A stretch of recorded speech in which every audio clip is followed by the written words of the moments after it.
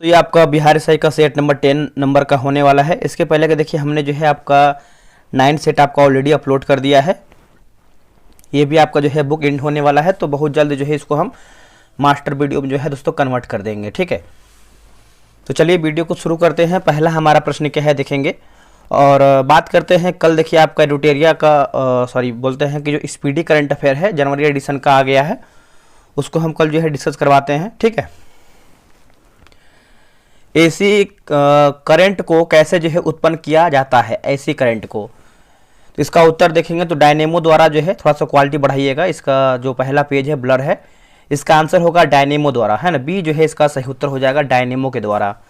Next हमारा प्रश्न है, निम्नलिखित में से किस पदार्थ का उपयोग बर्तनों को चमकीला बनाने के लिए किया जाता है। इसका राइट आंसर देखेंगे दोस्तों तो करेक्ट आंसर जो है आपका ऑप्शन नंबर दूसरे का डी होगा, जिंक ऑक्साइड जो है राइट आंसर हो जाएगा जिंक ऑक्साइड, है ना। डी याद रखिएगा, जिंक ऑक्साइड। जनसंख्या में आनुवांशिक भिन्नता का अंतिम स्रोत क्या है, आनुवांशिक भिन्नता का अंतिम स्रोत क्या है, तो ये हो जाएगा उत्परिवर्तन जो है इसका सही उत्तर हो जाएगा। ऑप्शन नंबर जो है ए हो जाएगा उत्परिवर्तन। देखिए जब किसी जीन के डीएनए में कोई अस्थायी परिवर्तन होता है तो उसे उत्परिवर्तन यानी म्यूटेशन कहा जाता है, म्यूटेशन। डीएनए में कितने जो है नाइट्रोजनी क्षार पाए जाते हैं, नाइट्रोजनी क्षार, तो कितने पाए जाते हैं, तो 4 जो है नाइट्रोजन क्षार जो है पाए जाते हैं। ऑप्शन नंबर सी होगा 4। प्रोटीन संश्लेषण के दौरान किस प्रकार का आरएनए अमीनो एसिड को राइबोसोम में ले जाता है ना। आरएनए अमीनो एसिड को राइबोसोम में ले जाता है कितने, तो इसका आंसर देखेंगे तो आपको हो जाएगा टी आरएनए जो है इसका सही उत्तर हो जाएगा टी आरएनए, है ना। ऑप्शन नंबर बी होगा टी आरएनए। निम्नलिखित में से कौन सा सूक्ष्मजीव आमतौर पर जो कि फलीदार पौधों के लिए जैव उर्वरक के रूप में उपयोग जो है किया जाता है, उपयोग, तो देखिए इसका राइट आंसर देखेंगे 6 का, तो ऑप्शन नंबर बी होगा राइजोबियम जो है इसका सही उत्तर हो जाएगा राइजोबियम, है ना। बी जो है इसका सही उत्तर हो जाएगा राइजोबियम। निम्नलिखित में से कौन सा असत्य फल का एक उदाहरण है। देखिए दोस्तों असत्य फल का अगर हम उदाहरण की बात करते हैं तो आपका स्ट्रॉबेरी जो है इसका सही उत्तर हो जाएगा। ऑप्शन नंबर बी हो जाएगा स्ट्रॉबेरी, बी जो है आपका सही उत्तर हो जाएगा स्ट्रॉबेरी। कार्बन डेटिंग द्वारा निम्नलिखित में से किसकी आयु का निर्धारण जो है किया जाता है, तो इसका उत्तर हो जाएगा जीवाश्म का दोस्तों होता है। ऑप्शन नंबर जो है सी हो जाएगा जीवाश्म।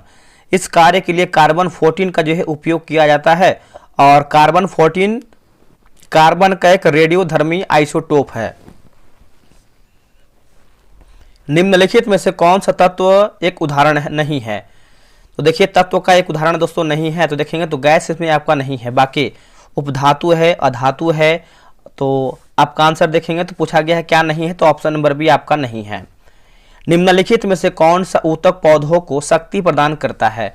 देखिए पौधों को दोस्तों शक्ति प्रदान करता है, तो इसका आंसर होगा ऑप्शन नंबर सी होगा स्क्लेरेनकाइमा जो है इसका सही उत्तर हो जाएगा। ऑप्शन नंबर देखेंगे 10 का सी जो है इसका सही उत्तर हो जाएगा।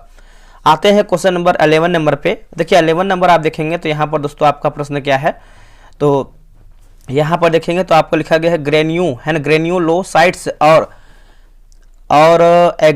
एग्रानुलोसाइट्स निम्नलिखित में से किसका जो है वर्गीकरण है। दोस्तों ये हो जाएगा ऑप्शन नंबर देखेंगे 11 का, तो हो जाएगा श्वेत रक्त कोशिका, है ना, WBC जो है इसका सही उत्तर हो जाएगा।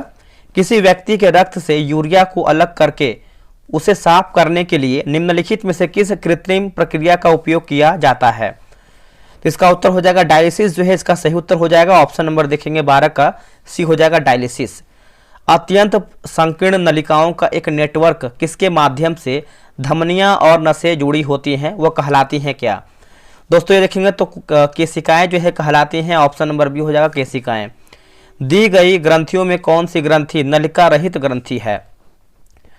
देखिए दोस्तों नलिका रहित ग्रंथि है, तो इसका आंसर जो है 14 का ऑप्शन नंबर जो है आपका क्या होगा बताइए। देखिए दोस्तों 14 का आंसर देखेंगे तो हो जाएगा अंतःस्रावी ग्रंथि जो है इसका सही उत्तर हो जाएगा अंतःस्रावी ग्रंथि, है ना। ऑप्शन नंबर जो है सी होगा अंतःस्रावी ग्रंथि।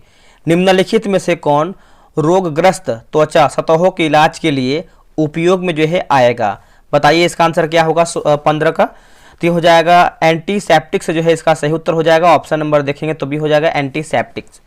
विद्युत परिपथ में फ्यूज की प्रकृति होती है, देखिए विद्युत परिपथ में फ्यूज की प्रकृति होती है तो ये आपका उच्च प्रतिरोधकता, कम गलनांक होता है। इसका आंसर देखेंगे तो 16 का बी राइट हो जाएगा।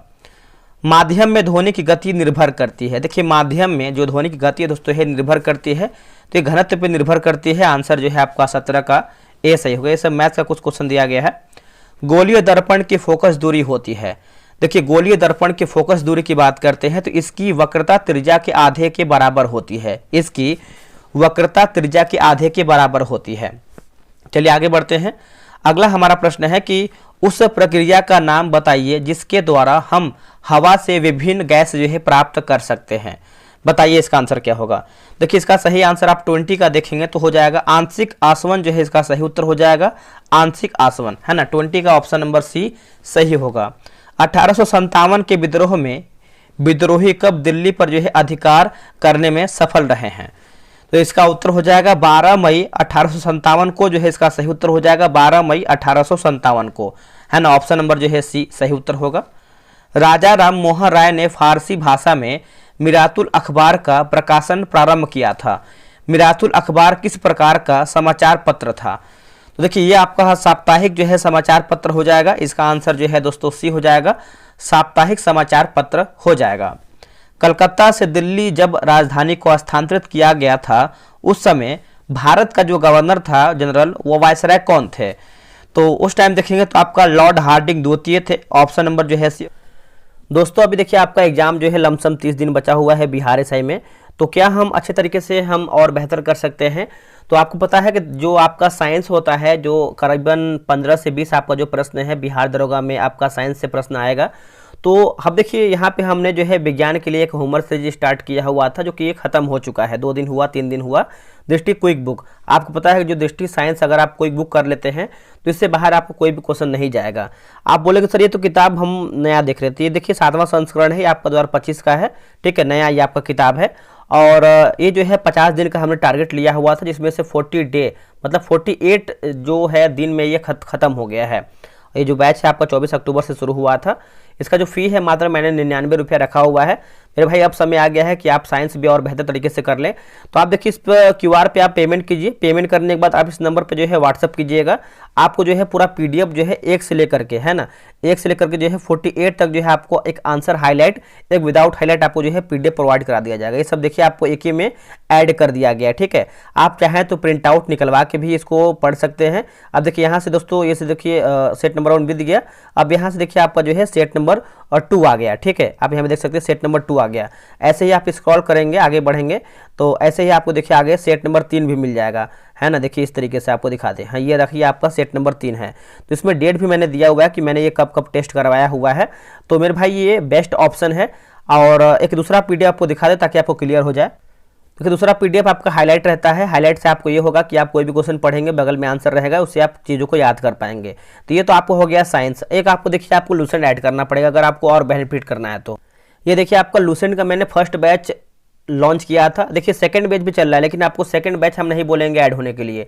आपका 30 दिन बचा हुआ है तो आप उसमें एक बेहतर स्कोर कर सकते हैं अगर आप मेरे अनुसार चलेंगे तो। जो आपका सेकंड बैच है 25 सितंबर को स्टार्ट किया गया था और इसमें जो है करीबन दोस्तों 75 मैंने जो है लमसम सेट खत्म कर दिया है 90 में से। आप यहाँ पे देख सकते हैं मैंने इसमें जो है 3 महीने का टारगेट लिया था।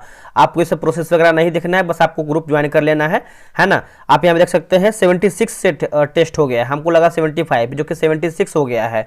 और इसका फी कितना है, मैंने मात्र बस 149 रुपये रखा हुआ है। और आपको एक एक पेज का लूसेंट का जो है निचोड़ मिला क्योंकि हम इसको जो है 5 पेज देते हैं पढ़ने के लिए और ये आपका क्रम से चलता आ रहा है, ठीक है। तो आपको जो क्यूआर है इस क्यूआर पे देखेंगे तो ये पेमेंट नहीं होगा इस क्यूआर पे, ठीक है।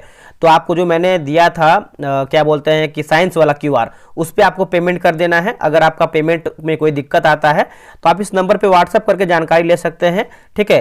तो आप इसको ज्वाइन कर लीजिए। पूरा आपको 1 से लेकर जो है आपको 90 तक पूरा पीडीएफ दिया जाएगा, आंसर हाईलाइट विदाउट हाईलाइट, चाहे आप जितनी बार चाहें उसको आप रिवीजन कर सकते हैं। और ये बिहार दरोगा के लिए रामबाण साबित हो क्योंकि जो क्वेश्चन हम दिए हैं पूरा आपका लूसेंट से है। कोई किताब जो इसे आप लोग बोलेंगे कि सर ये तो ऑब्जेक्टिव कॉपी पेस्ट, मेरे भाई कहीं से भी मिला लीजिए, कहीं से भी आपको कहीं ऑब्जेक्टिव से कॉपी पेस्ट नहीं मिलेगा। पूरा हमने हाथ से लिखा हुआ है, हमारी टीम इस पर काम कर रही है, एक एक पेज का निचोड़ है, ठीक है। ये तो आपका हो गया करेंट का मतलब ये लूसेंट का हो गया। आप करंट का भी दिखा देते हैं।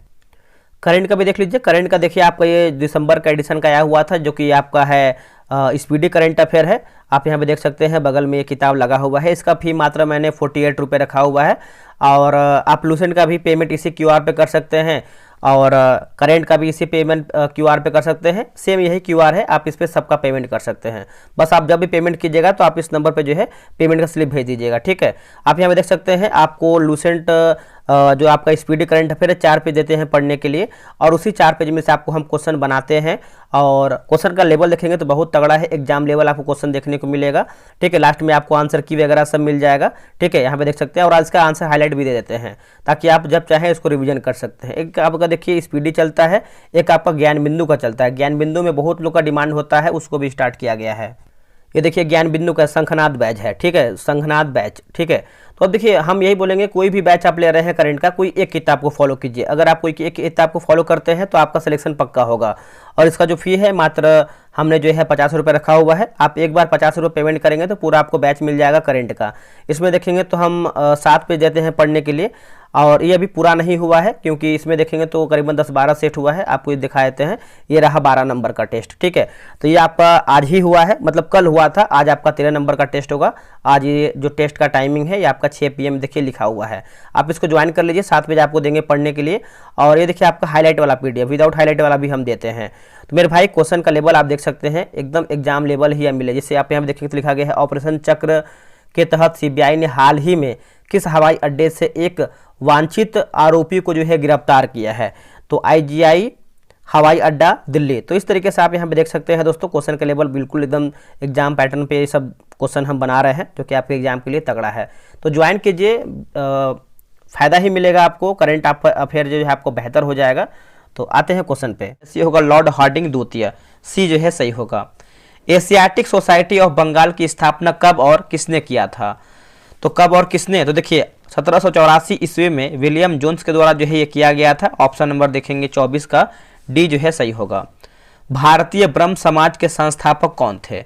दोस्तों भारतीय ब्रह्म समाज के संस्थापक की बात करते हैं, केशव चंद्र सेन थे। क्या होगा answer? Keshav Chandra Sen, option number B होगा। तिब्बत पर नियंत्रण स्थापित करने की दृष्टि से यंग हस्बैंड अभियान दल को भारत के किस वायसराय या फिर गवर्नर जनरल ने भेजा था? देखिए इसका आंसर देखेंगे 26 का, तो ऑप्शन नंबर हमारा क्या होगा? लॉर्ड कर्जन जो है इसका सही उत्तर हो जाएगा। ऑप्शन नंबर देखेंगे तो 26 का जो है बी हो जाएगा, लॉर्ड कर्जन। किस देश की व्यापारिक कंपनी का नाम जो कि एस्तादो द इंडिया था, है ना, एस्तादो द इंडिया था? तो 27 की बात करते हैं तो पुर्तगाली जो है इसका सही उत्तर हो जाएगा। 27 का जो है ऑप्शन नंबर ए हो जाएगा, पुर्तगाली, ठीक है, याद रखिएगा। स्वामी विवेकानंद को आधुनिक राष्ट्रवादी आंदोलन का आध्यात्मिक पिता की संज्ञा जो है किसने दिया था? देखिए आध्यात्मिक पिता की संज्ञा की बात करते हैं तो सुभाष चंद्र बोस जो है इसका सही उत्तर हो जाएगा। 28 का जो है आंसर हो जाएगा सुभाष चंद्र बोस, याद रखिएगा। कैबिनेट मिशन के भारत आगमन के समय भारतीय राष्ट्रीय कांग्रेस के अध्यक्ष कौन थे? देखिए भारतीय राष्ट्रीय कांग्रेस के अगर हम अध्यक्ष की बात कर लेते हैं, मौलाना अबुल कलाम आजाद होगा। क्या होगा answer? Maulana Abul Kalam Azad. Option number जो है 29 का बी राइट आंसर होगा, मौलाना अबुल कलाम आजाद। चलिए आगे बढ़ते हैं। अगला हमारा प्रश्न क्या है? देखिए अगला हमारा प्रश्न है कि मौर्य साम्राज्य के एक प्रांत जो कि दक्षिणापथ की राजधानी कहाँ पर थी? मौर्य साम्राज्य का जो एक प्रांत था दक्षिणापथ, इसका राजधानी कहाँ पर थी? तो जो इसकी राजधानी थी आपका स्वर्णगिरी हो जाएगा। ऑप्शन नंबर देखेंगे 30 का, तो सी हो जाएगा स्वर्णगिरी। चोलों के अधीन ग्राम प्रशासन के बारे में बहुत सी सूचनाएं जिन शिलालेखों से प्राप्त हुए हैं वे कहाँ से प्राप्त हुए हैं?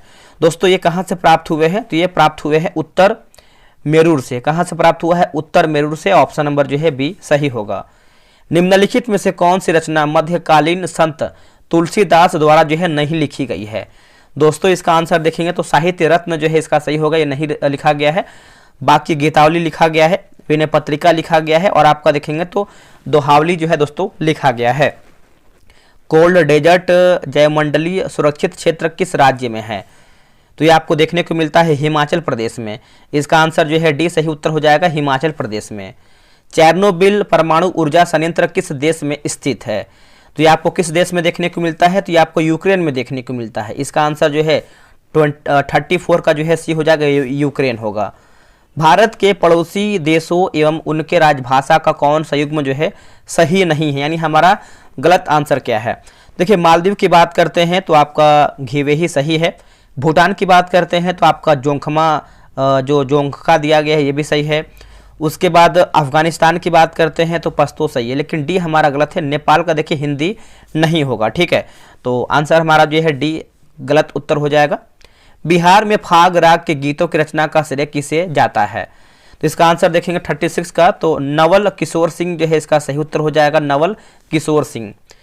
लिखा गया है कि विजाग पोर्ट कहाँ पर है। देखिए विजाग पोर्ट की बात कर लेते हैं दोस्तों, तो ये आपको आंध्र प्रदेश में देखने को मिलता है। इसका आंसर जो है 37 का ही हो जाएगा, आंध्र प्रदेश में। बैरीनाग झरने से किस नदी का जो है उद्गम होता है दोस्तों, इसका आंसर देखेंगे तो झेलम नदी जो है इसका सही उत्तर हो जाएगा। आंसर देखेंगे तो 38 का जो है डी हो जाएगा, झेलम नदी। 1857 के विद्रोह के केंद्र एवं संबंधित नेतृत्वकर्ता का कौन सा मिलान गलत है। तो चलिए देखते हैं, जैसे अगर हम बरेली की बात करते हैं तो खान बहादुर खान बिल्कुल सही है। हरियाणा की बात करते हैं तो राव तुकाराम मतलब तुलाराम बिल्कुल सही दिया गया है। संबल की बात करते हैं सुरेंद्र साई, ये भी सही है।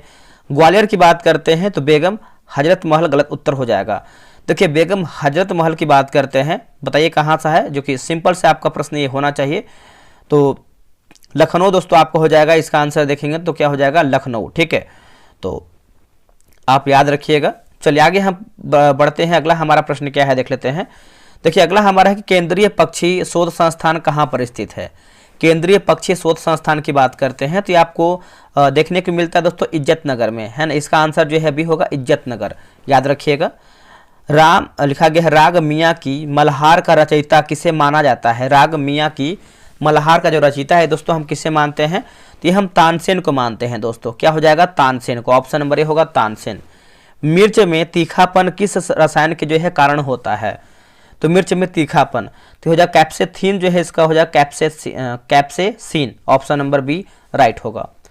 नेक्स्ट हमारा है कि नोबेल पुरस्कार जीतने वाले व्यक्ति और क्षेत्र का कौन सा युग्म जो है सही सुमेलित नहीं, यानी हमारा गलत आंसर क्या है। जैसे अगर हम यहाँ पे देखें, जैसे रविंद्रनाथ टैगोर की बात करते हैं तो 1913 में इनको दिया गया था, साहित्य के क्षेत्र में दिया गया था, ये सही है। कैलाश सत्यार्थी की बात करते हैं तो 2014 में दिया गया था और ये शांति के क्षेत्र में दिया गया था, ये भी सही है। अभिजीत बनर्जी की बात करते हैं तो इनको जो है 2020 में अर्थशास्त्र, ये हमारा जो है गलत आंसर हो जाएगा। तो कि अभिजीत बनर्जी को जो है 2019 में वैश्विक गरीबी को दूर करने हेतु दिया गया था, ठीक है, और उनके कार्य के लिए जो है अर्थशास्त्र का नोबेल पुरस्कार से सम्मानित किया गया था।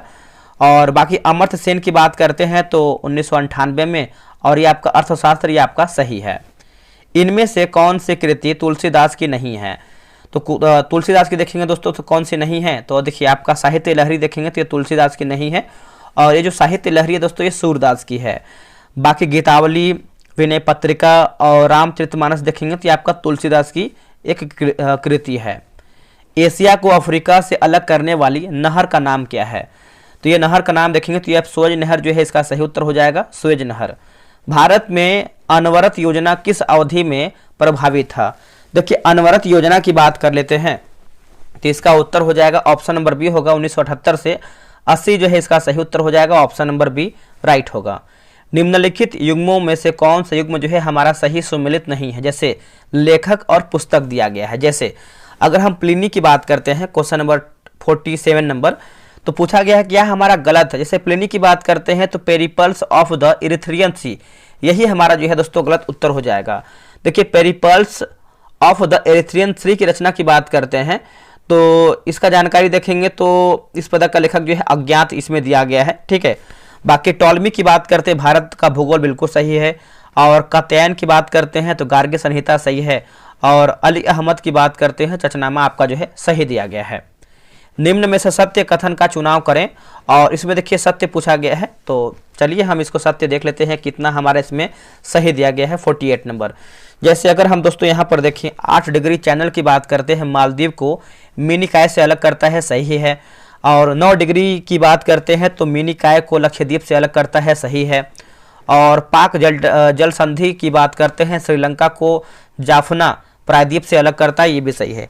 लेकिन जो हमारा 10 डिग्री दिया गया है, 10 डिग्री चैनल अंडमान को इंडोनेशिया से अलग करता है, ये हमारा जो है दोस्तों गलत उत्तर होगा। देखिए जो 10 डिग्री चैनल है ये अंडमान को निकोबार से अलग करता है। तो इसमें पूछा गया है सही क्या है, तो ऑप्शन नंबर सी 1, 2, 3 हमारा जो है सही उत्तर होगा। भारतीय हिमालय यानी भारतीय क्षेत्र की सबसे ऊंची चोटी कौन सी है? देखिए सबसे ऊंची चोटी की बात कर लेते हैं दोस्तों, तो इसका उत्तर हो जाएगा कंचनजंगा जो है इसका सही उत्तर हो जाएगा। आंसर जो है हमारा डी हो जाएगा कंचनजंगा, ठीक है। और भारत की सबसे ऊंची चोटी जो है आपका K2, आप याद रखिएगा। क्षेत्रफल की दृष्टि से भारत का सबसे बड़ा केंद्र शासित प्रदेश कौन सा है?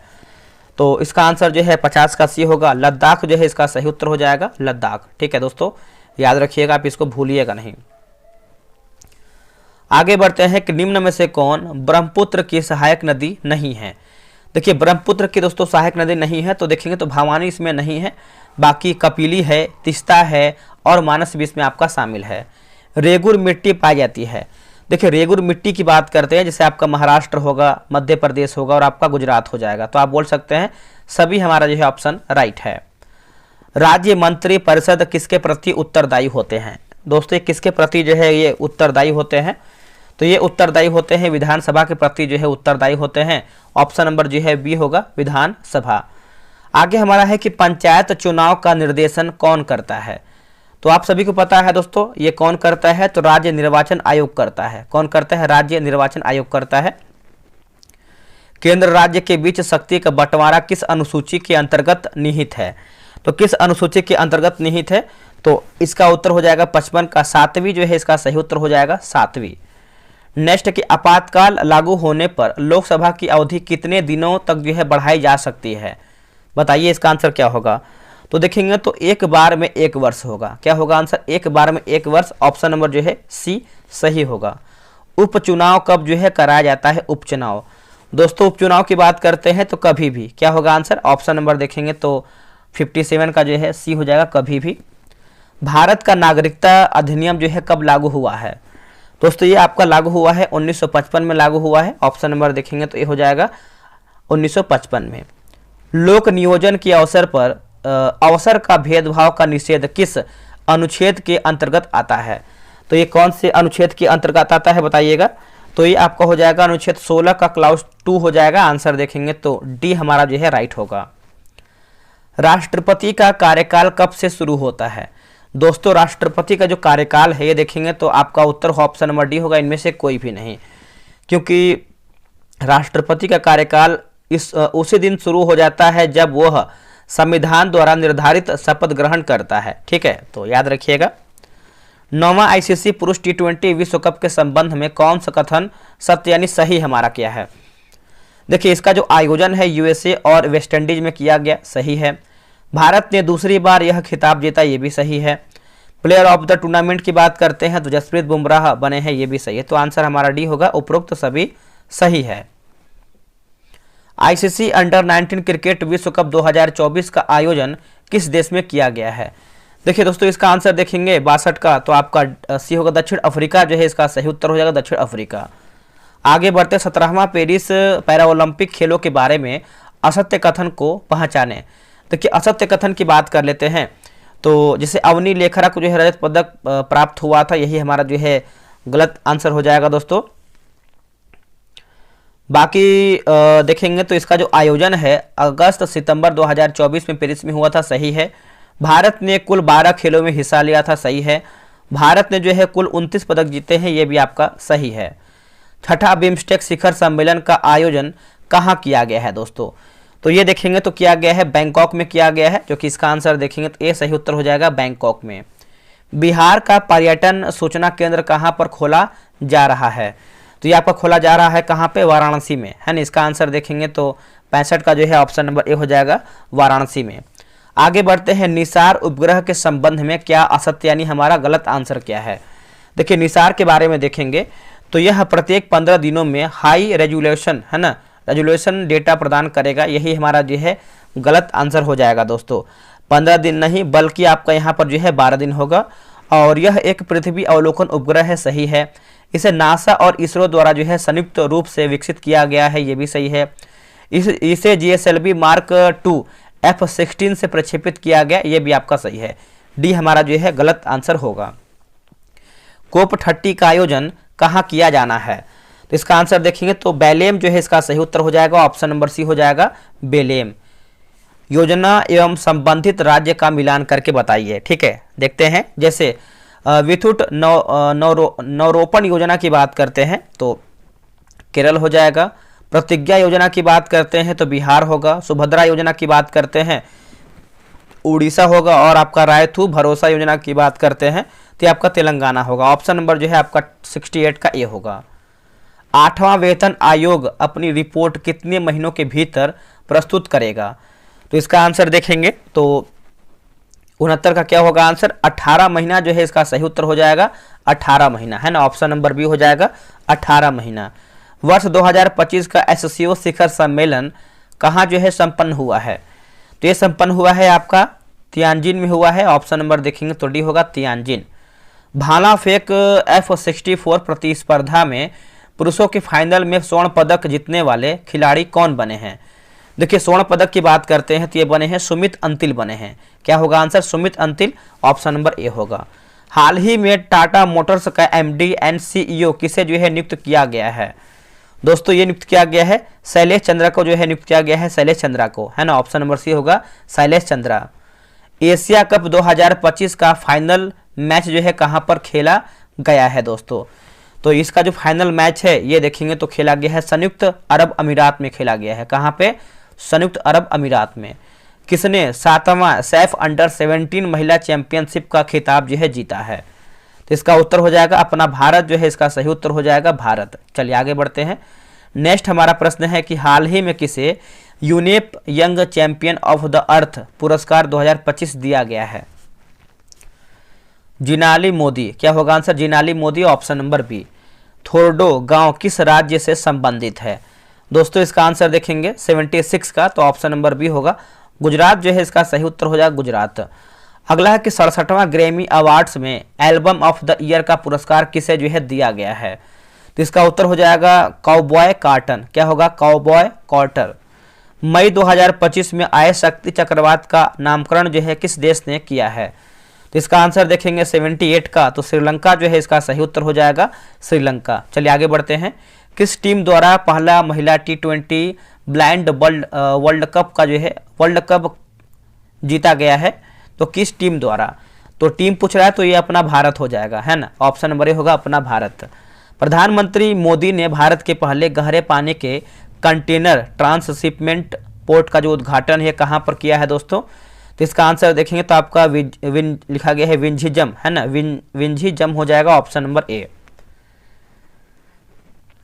ये आपका देखेंगे तो रीजनिंग का प्रश्न दिया गया है ये सब, तो आप इसको जो है ग्रुप ज्वाइन करके ये सब बना सकते हैं। ठीक है, हम आते हैं आगे। देखिए हो सकता है तो आपको हिंदी का क्वेश्चन मिले, जैसे यहाँ पर देखेंगे तो मैं वहाँ होकर आया हूँ वाक्य में अवयव शब्द कौन सा है? देखिए वाक्य में अवयव शब्द की बात करते हैं 92 का, तो राइट आंसर हमारा क्या होगा? ऑप्शन नंबर बी होगा वहाँ जो है, इसका सही उत्तर हो जाएगा वहाँ। चलिए आगे बढ़ते हैं। अगला हमारा प्रश्न है निम्नलिखित में से किस शब्द में व्यंजन संधि है? बताइए इनमें से हमारा दोस्तों जो है कौन सा व्यंजन संधि है? तो दिग्दर्शन है, दिग्विजय है और आपका वागीश है। तो आप बोल सकते हैं इनमें से हमारा जो है सभी ऑप्शन सही है। अब यहाँ पर देखिए नरेशन दिया गया है तो आप इसको बना लीजिए। इसका आंसर जो है 94 का बता देते हैं। इसका आंसर देखेंगे तो ऑप्शन नंबर दोस्तों बी जो है सही होगा, आप इसको बना लीजिएगा। और यहाँ पर देखिए आपका ट्रांसलेट करना है, वे सब अपने अपने काम में जो है व्यस्त होंगे। तो सिंपल सा प्रश्न है जो कि इसका आंसर देखेंगे तो they will all be busy with their on work. तो ऑप्शन नंबर जो है आपका 95 का ए सही उत्तर होगा। अगला है किसी देश का जीवन स्तर किससे जाना जाता है? तो इसका उत्तर हो जाएगा 96 का ऑप्शन नंबर बी, प्रति व्यक्ति आय से। क्या होगा? प्रति व्यक्ति आय से। यदि क्रेता एक हो और विक्रेता अनेक हो तो स्थिति को क्या कहा जाता है? तो उस स्थिति को देखेंगे तो हम एक क्रेताधिकार, है ना, एक क्रेताधिकार हो जाएगा। ऑप्शन नंबर जो है देखेंगे तो बी जो है राइट आंसर होगा। मजदूरों की वास्तविक आय का मापदंड क्या है? देखिए मजदूरों की वास्तविक आय का मापदंड की बात करते हैं तो 98 का हो जाएगा एक नियत समय में उसकी उत्पादकता में परिवर्तन। ऑप्शन नंबर ए सही उत्तर हो जाएगा। औसत राजस्व का क्या अर्थ है? औसत राजस्व का तो हो जाएगा बेची हुई सीमांत इकाई से प्राप्त राजस्व हो जाएगा। ऑप्शन नंबर जो है 99 का सी होगा। आर्थिक लगान से क्या आशय है दोस्तों? आर्थिक लगान से तो हो जाएगा श्रम के उपयोग के बदले किया गया भुगतान, है ना। इसका आंसर जो है 100 का ए राइट होगा। देखिए हमने जो है समय यानी 100 प्रश्न जो है आपका समाप्त कर दिया है। आप लोगों ने कितना प्रश्न सही किया है आप ईमानदारी पूर्वक बताइएगा। कल तक आपका जो है स्पीडी करंट अफेयर लेके आ जाएंगे, कोशिश करेंगे कल तक ही आपको मिल जाए। मिलते हैं एक नई वीडियो में, आज के लिए इतना ही। जय हिंद, जय भारत।